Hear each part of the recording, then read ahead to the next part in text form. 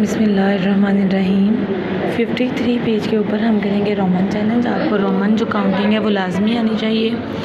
अब यहाँ पे देखें, आपके पास जो एक्स है वो डिनोट करता है 10 को और यहाँ पे लिखा हुआ है 15। तो इसका मतलब हम यहाँ पे क्या ऐड करेंगे, हम यहाँ पे ऐड करेंगे 5।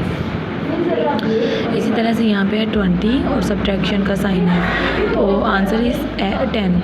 तो अब इसका मतलब हम 20 में से अगर 10 को माइनस कर दें तो पीछे हमारे पास 10 रह जाएगा।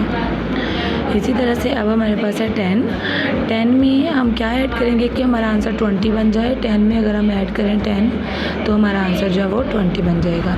इसी तरह से आपने ये सारे क्वेश्चन सोल्व कर लेने हैं। वीक 5 में टॉपिक टेलीग्राफ, पेज नंबर 54 है आपके पास। टेलीग्राफ आपने क्या करना है, the telegraph below shows how many people visited the zoo during a certain weekend. Fill in the total for each age group and answer the questions below. अच्छा, सबसे पहले मैं आपको बता दूं थोड़ी सी इंस्ट्रक्शन कि जब हम टेलीग्राफ में नंबर लिखते हैं तो हम लिखते हैं 1 के लिए 1 एज इट, 2 के लिए हम इस तरह से 2 लाइंस ड्रा करते हैं, 3 के लिए 1 2 3। इसी तरह से आपने 4 लिखना है तो 1 2 3 4 लाइंस। और जब 5 है तो आप कैसे लिखेंगे 4 5 के लिए हम लिखेंगे 1 2 3 4। और जो 5वीं लाइन है वो हम इस तरह से कट कर देते हैं, तो ये 5 का साइन है।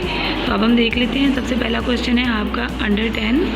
तो 10 में आप देखें कितने लोग विज़िट कर रहे हैं, 5 5 10 15 एंड 20 25 30। तो टोटल हमारे पास है 30। इस तरह से हम काउंट करके बाकी लिख लेंगे। बिटवीन 10 to 20 कितने लोग विज़िट करते हैं जू का, 5 5 10 15 एंड 20। तो यहाँ पे हम राइट कर देंगे 20। इसी तरह से 5 5 10 15 20 25 30 और एक ये वाला 31। तो आप इसी तरह से ये सारा कंप्लीट कर लेंगे। फिर आपको क्वेश्चंस दिए गए हैं, आपने उन क्वेश्चंस के आंसर राइट करने हैं। नेक्स्ट है पेज नंबर 55। आपने करने हैं एंगल्स आपने लिखने हैं यहाँ पे कि कौन कौन से एंगल्स हैं। सबसे पहले हम पढ़ लेते हैं। The needles of the clock make different angles with each other at different time. Tell whether the following angles are obtuse, acute, straight और right angles।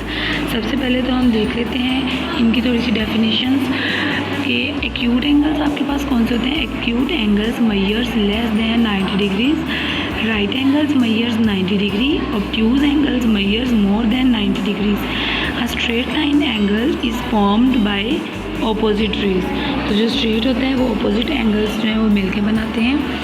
अब फर्स्ट पे है आपका स्ट्रेट एंगल। यहाँ पे ये देखें दोनों ऑपोजिट रेज हैं जो ज्वाइन है, तो ये आपका स्ट्रेट एंगल है। इसी तरह से आप यहाँ पे अपना प्रोट्रैक्टर रखेंगे तो आपको 90 का एंगल मिलेगा।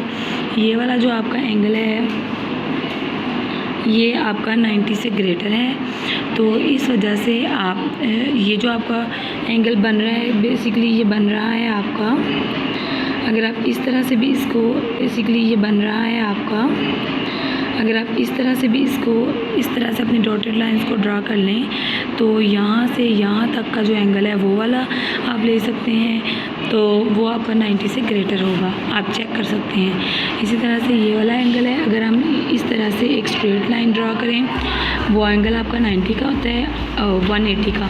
तो यहाँ पे आप जब एक परपेंडिकुलर ड्रा करते हैं वो 90 का, तो ये 90 से लेस एंगल है, तो उसको हम बोलते हैं एक्यूट एंगल।